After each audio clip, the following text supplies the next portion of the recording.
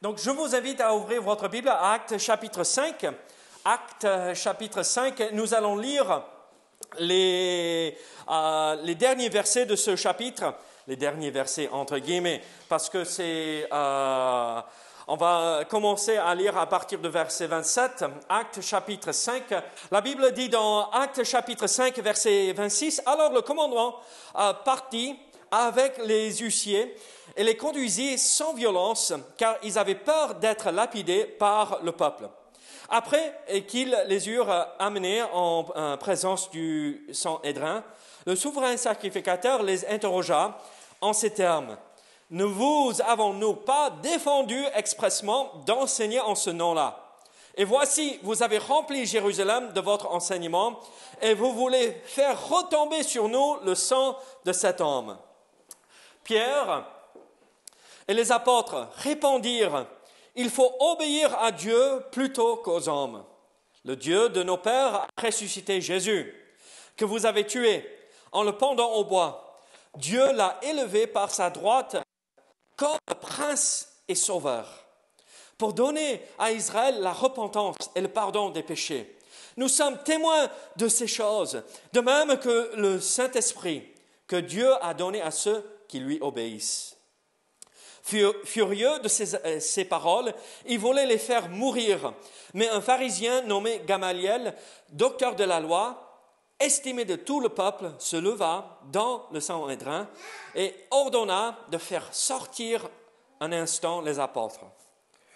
Puis il leur dit, « Hommes israélites, prenez garde à ce que vous allez faire à l'égard de ces gens. Car il n'y a pas longtemps que parut Judas, qui se donnait pour quelque chose, et auquel se rallièrent environ 400 hommes. Il fut tué, et tous ceux qui l'avaient suivi furent mis en déroute et réduits à rien. Après lui parut Judas le Galiléen, à l'époque du recensement, et il attira du monde à son parti. Il périt aussi, et tous ceux qui l'avaient suivi furent dispersés. Et maintenant, je vous le dis, ne vous occupez plus de ces hommes et laissez-les aller. Si cette entreprise ou cette œuvre vient des hommes, elle se détruira. Mais si elle vient de Dieu, vous ne pourrez la détruire. Ne courez pas le risque d'avoir combattu contre Dieu. » Ils se rangèrent à son avis, et ayant appelé les apôtres, ils les firent battre de verges. Ils leur défendirent de parler au nom de Jésus. Et ils les relâchèrent. Les apôtres se retirèrent de devant le Sanhédrin, joyeux d'avoir été jugés dignes de subir des outrages pour le nom de Jésus. Et chaque jour, dans le temple et dans les maisons, ils ne cessaient d'enseigner et d'annoncer la bonne nouvelle de Jésus-Christ. Prions ensemble. Seigneur, sois avec nous ce matin, aide-nous à comprendre ce que tu veux nous enseigner, ce que tu veux nous montrer à travers ta parole. Ta parole ici est riche de vérités importantes à nous de comprendre. Seigneur, c'est un passage très encourageant, Seigneur. Face à la persécution, face à ceux qui ne veulent pas entendre le nom de Jésus, ton Église a persévéré malgré les obstacles qui ont été mis devant eux, malgré l'opposition des autorités religieuses. Seigneur, tu es un Dieu bon et tu aides tes enfants à te suivre et à t'obéir. Donc Seigneur, donne-nous la force de ressembler à cette Église du premier siècle, Seigneur. Persévérer dans l'annonce de l'Évangile. Au nom de Jésus. Amen. Ici, dans ce passage, nous continuons avec cette histoire qui a commencé avec cette guérison de cet homme malade, n'est-ce pas, boiteux, qui ne pouvait pas marcher. Et en fait, ça a entraîné une longue histoire avec tout ce qui se passe là. Et donc, là, nous voyons en fait la fin de ce qui s'est passé avec ces moments qui a commencé avec cette guérison.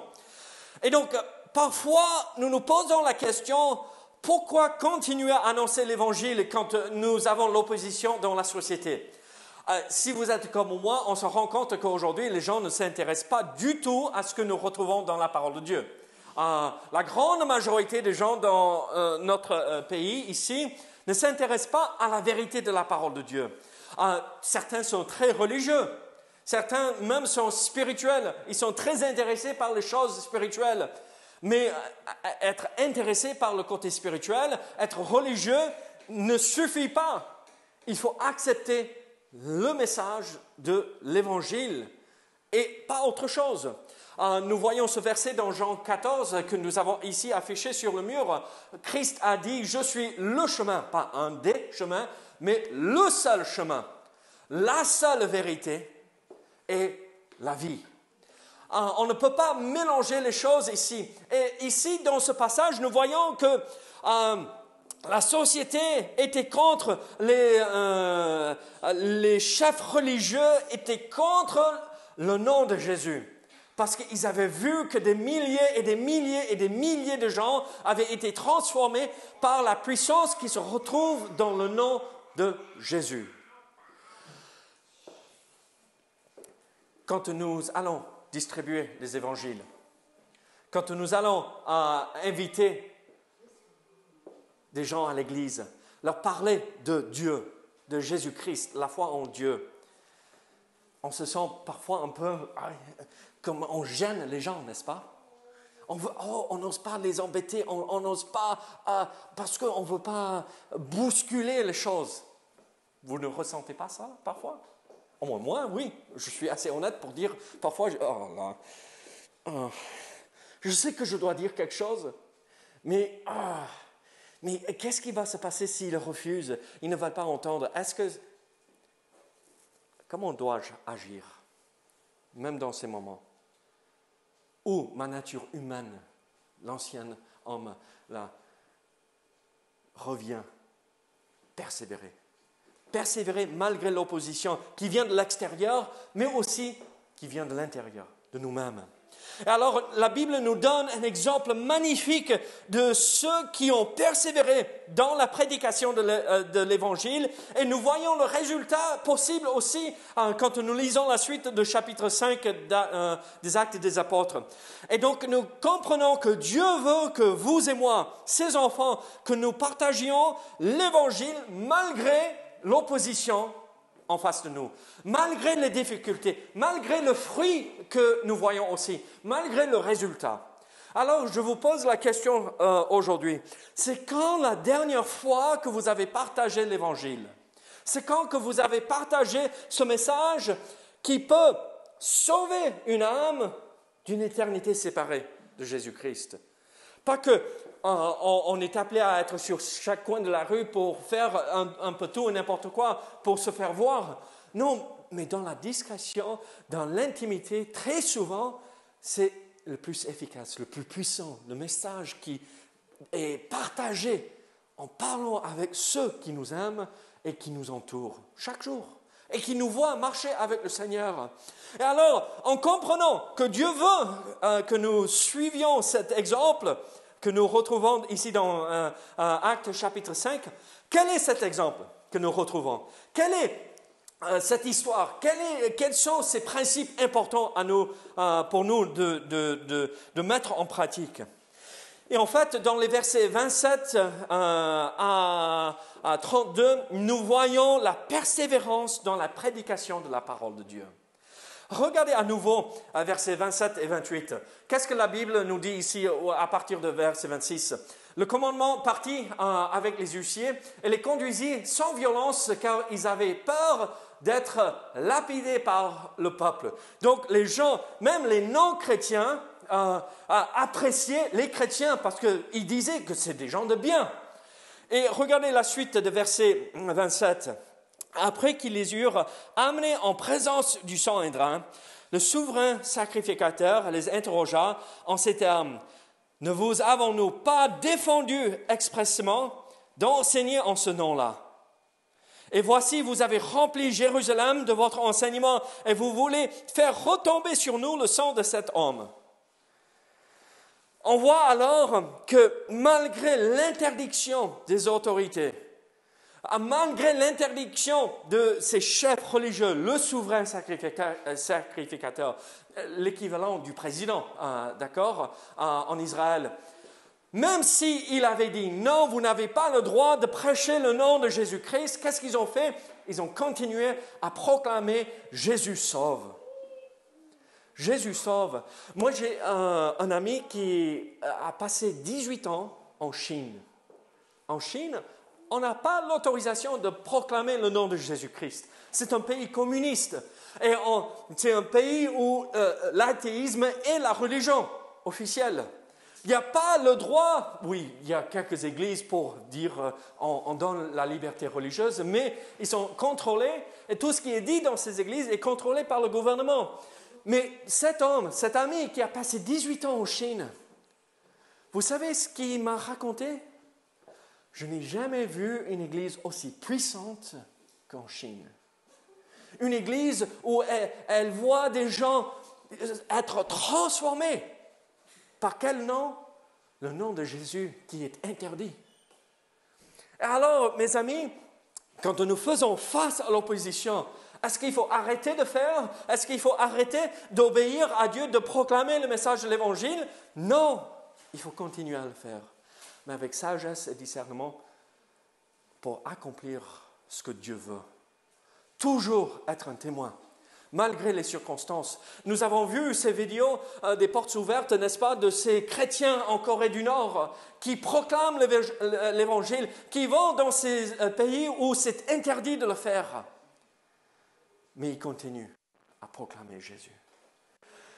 Et à nous de suivre cet exemple de l'Église du premier siècle avec les apôtres qui ont obéi.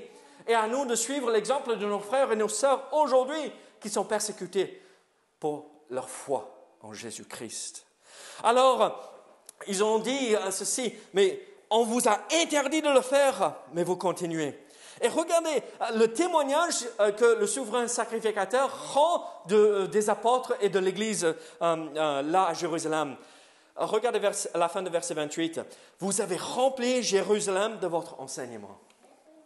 Rempli à l'idée que ce message est arrivé partout en Jérusalem. Partout. À nous de faire aussi. Que les gens puissent dire, vous avez rempli Saint-Gaudens de ce message. Le Comminges, la Haute-Garonne. Parce que c'est le seul remède qui peut guérir une âme spirituellement parlant. Alors, ils ont persévéré. Ils ont prêché l'Évangile. Et regardez avec moi la prédication de l'Évangile. Là, qu'est-ce que Pierre, il a prêché. Qu'est-ce qu'il a partagé? Quand je dis prêche, d'accord, prêcher, ça veut dire tout simplement partager, d'accord? Et donc, chacun de nous, nous sommes appelés à partager, n'est-ce pas, ce message. Regardez versets 29 à 32. 29 à 32, qu'est-ce qu'il a fait? Qu'est-ce qu'il a proclamé? Pierre et les apôtres répondirent, « Il faut obéir à Dieu plutôt qu'aux hommes. Le Dieu de nos pères a ressuscité Jésus que vous avez tué en le pendant au bois. Dieu l'a élevé par sa droite comme prince et sauveur pour donner à Israël la repentance et le pardon des péchés. Nous sommes témoins de ces choses, de même que le Saint-Esprit que Dieu a donné à ceux qui lui obéissent. » Voilà l'Évangile résumé en très peu de mots. Vous serez très content, n'est-ce pas, si je prêchais un message aussi court chaque dimanche, non? Rihanna. Oui, très court, et c'est fini? 3-4 lignes et c'est terminé? Non, elle est contente d'être là. Parfois, il faut reconnaître que je fais long. Hein? Mais regardez, très court le message qu'il a prêché. Et qu'est-ce qu'il a prêché ici? Dans ces versets, nous voyons, verset 30, « Le Dieu de nos pères a ressuscité Jésus que vous avez tué en le pendant au bois. » Et alors, quels sont ces points importants à retenir de ce message que Pierre a proclamé devant ces hommes religieux? La mort de Jésus. Jésus est mort pour nos péchés. Et regardez, quand nous parlons avec nos amis, il faut leur faire comprendre que moi, je suis pécheur comme vous. On est tous pécheurs. Ce n'est pas que je suis meilleur, je suis simplement pardonné. Parce que Dieu m'a pardonné. Et alors, en fait, quand nous proclamons le message de l'Évangile, il faut faire comprendre que Jésus-Christ est mort pour nos péchés, comme nous voyons dans 1 Corinthiens 15. Et il a réglé la dette de nos péchés. Il a tout payé à la croix. Mais notre Dieu n'est pas mort. Oui, il a été pendu au bois, il est mort, mais il est ressuscité.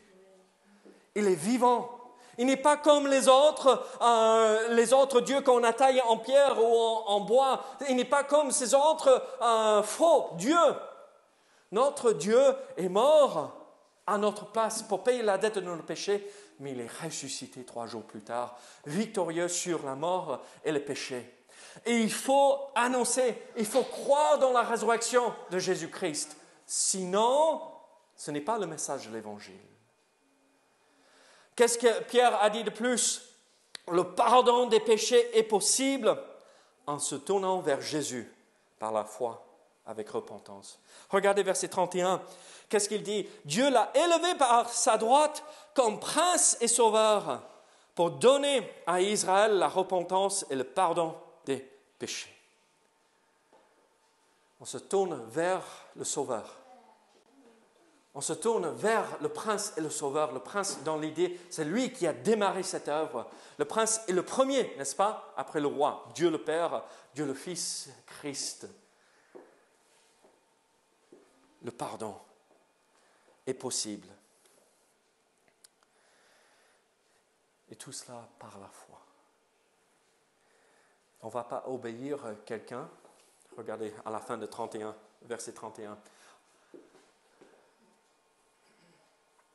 Nous sommes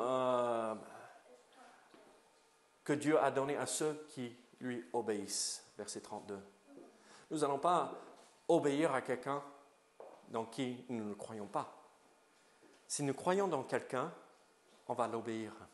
Paul, je sais que tu peux démolir un mur en pierre dans moins de 10 minutes. Je te donne une masse et c'est fait. Comme ça. Je t'ai vu faire déjà.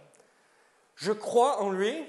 Et donc, en fait, si vous n'avez jamais besoin de démolir un mur, vous m'appelez et c'est lui chef de chantier. D'accord? Et je vais obéir tout ce qu'il me dit. Parce que je sais et je crois qu'il peut le faire. Mais Christ, c'est pareil. Je crois en lui par la foi et donc je l'obéis. Je vais suivre ses commandements. Je vais marcher avec lui. Alors voilà le message de l'Évangile, la mort de Jésus-Christ à la croix pour payer la dette de nos péchés, pour recevoir le pardon. Et tout cela par la foi. Et là, c'est le message que on devrait annoncer et proclamer à tous ceux qui veulent entendre. Mais malheureusement, quand nous lisons la suite de ce passage, au lieu de voir des milliers de personnes venir au Seigneur, comme nous avons vu le jour de la Pentecôte, comme nous avons vu suite à cette guérison qui a eu lieu avec des milliers de personnes qui sont venues, quelle est la réaction que nous avons vue? Regardez verset 33. Furieux de ces paroles. En fait, la suite de ce chapitre nous donne 3 façons que nous pouvons réagir à la prédication de l'Évangile. Et malheureusement, de nos jours, nous voyons très souvent une violence, une hostilité énorme contre la prédication de la parole, contre le message de l'Évangile. Et regardez verset 33. Qu'est-ce que nous voyons ici dans verset 33? Qu'est-ce que la Bible dit ici? Furieux de ces paroles, il voulait les faire mourir. C'est rare de nos jours que nous voyons des hommes réagir de cette façon, au moins ici dans notre pays, ici en France. Ici, dans l'hémisphère ouest, ce n'est pas quelque chose que nous voyons très souvent. Mais nous connaissons des histoires de nos frères et nos sœurs qui sont persécutés à cause de leur foi. Et quand ils proclament la vérité de Jésus-Christ, les personnes agissent violemment. Nous allons regarder à la fin de ceci une vidéo de portes ouvertes et on va voir quelqu'un qui est tapé et reçoit des coups. Pourquoi? Parce qu'il partage l'Évangile. Et alors, nous comprenons qu'une manière dont les hommes peuvent réagir quand ils entendent le message de l'Évangile, c'est réagir par violence. Et ici, ce mot furieux, ça signifie être scié mentalement en deux, d'accord? On perd le contrôle. On n'arrive plus à raisonner et réfléchir comme il faut. Être en rage, indigné.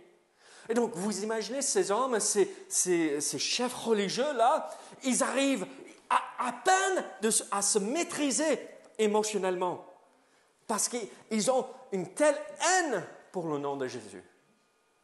Vous avez vu dans le verset 28 comment le souverain sacrificateur a refusé même de dire le nom de Jésus. On vous a interdit de parler en ce nom-là. On a vu aussi cet homme.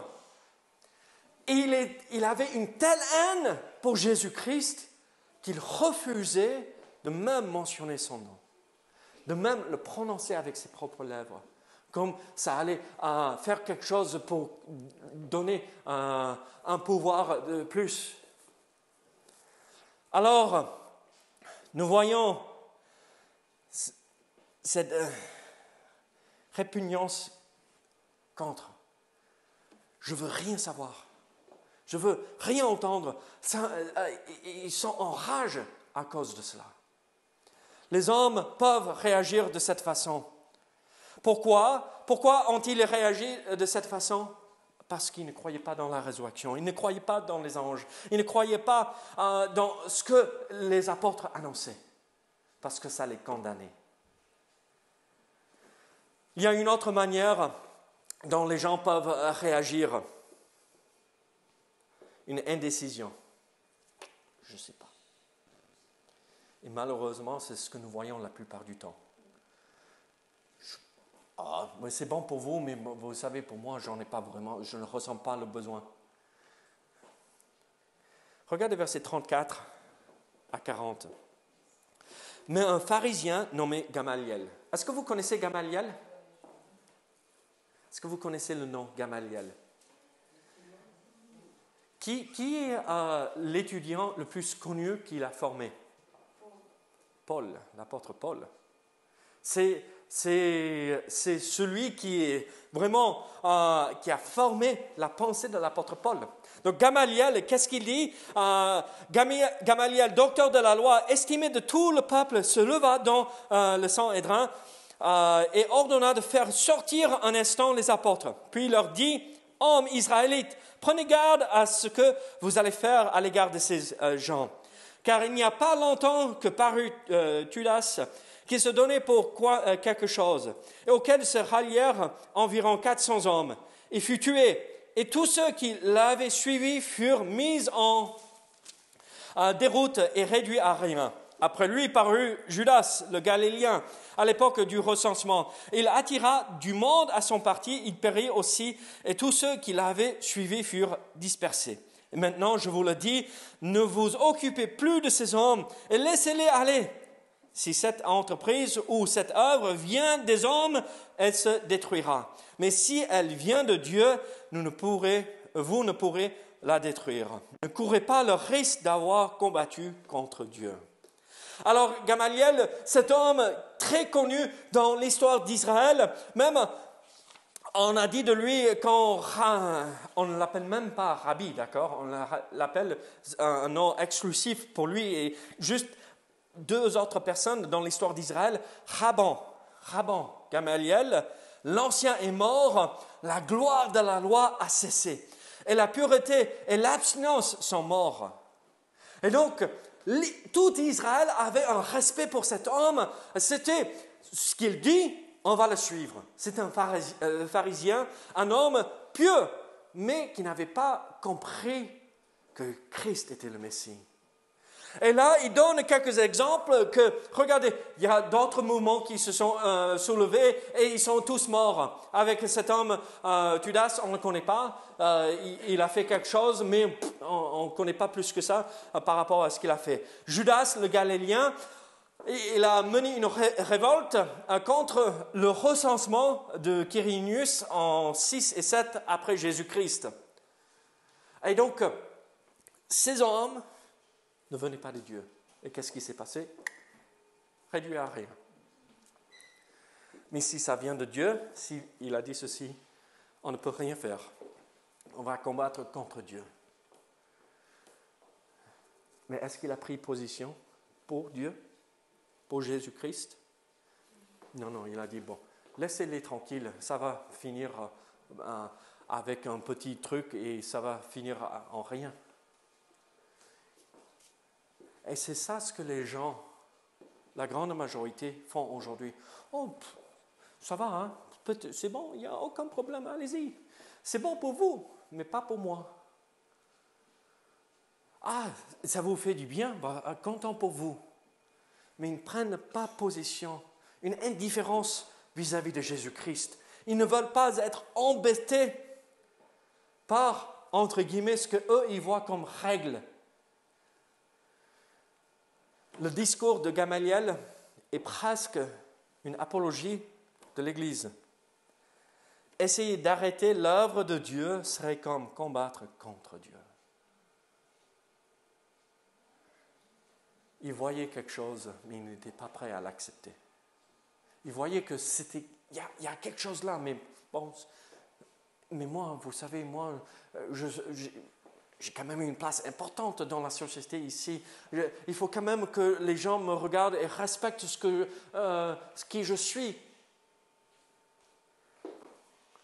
Il n'a pas pris position pour Dieu.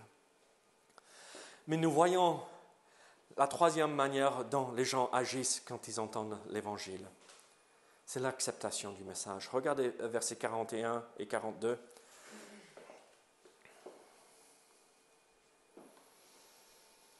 Les apôtres se retirèrent de devant le Sanhédrin, joyeux d'avoir été jugés dignes de subir des outrages pour le nom de Jésus.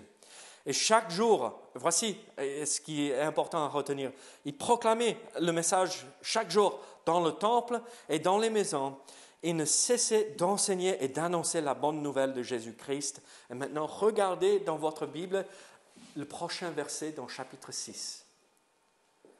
En ce temps-là, le nombre des disciples augmenta.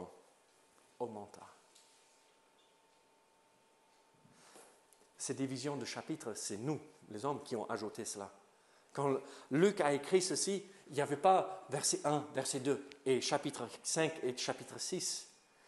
Il voulait faire comprendre avec l'enseignement et la prédication de l'Évangile, qu'est-ce qui s'est passé?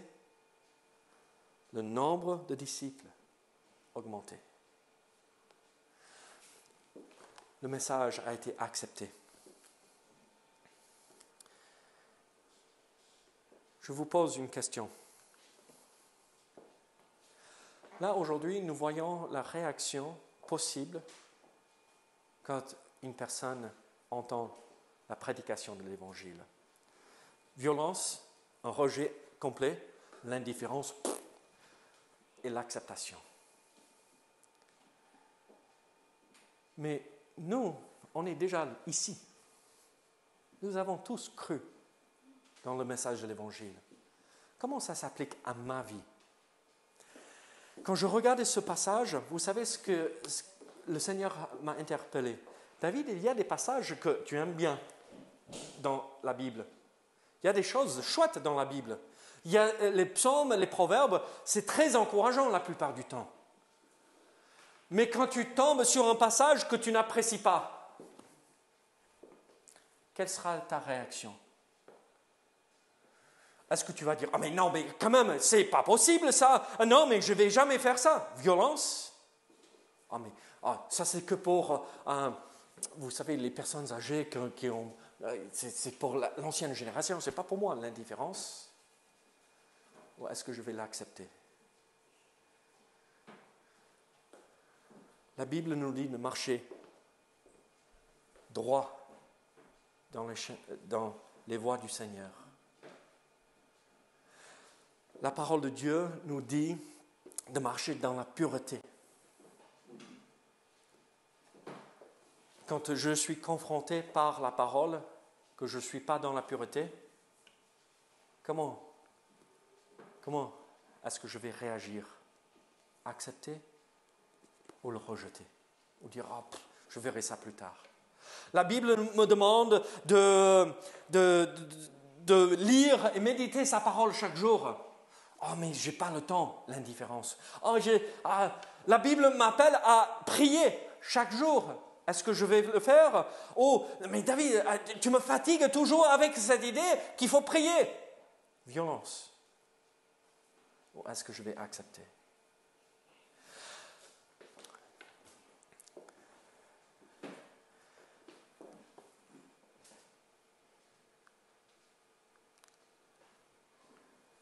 Regardez, Matthieu 13, versets 20 et 21. Celui qui a reçu la semence dans les endroits pierreux, c'est celui qui entend la parole et la reçoit aussitôt avec joie. Mais il n'y a pas de racine en lui-même.